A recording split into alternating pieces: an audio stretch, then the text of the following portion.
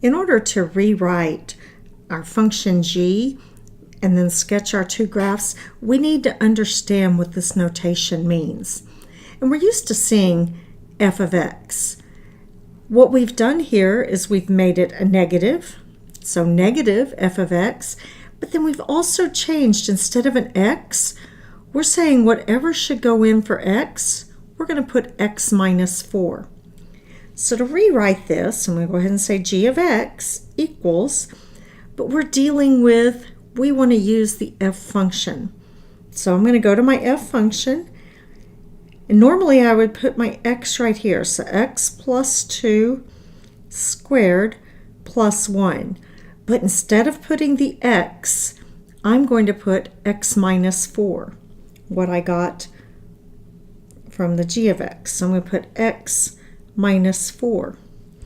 And then the other thing I have to do is account for the negative. So I'm going to make this whole thing negative. So I've rewritten it, but let's go ahead and clean it up some. So we've got g of x equals negative. And just dealing with right here inside my parentheses, I've got x minus 4 plus 2. So minus 4 plus 2, I'm just going to combine those two guys, and that's just going to be x minus 2 squared plus 1. So now all I have to do is account for this negative. So in order to do that, I'm just going to distribute, I forgot parentheses, I'm just going to distribute this negative to both of my two terms.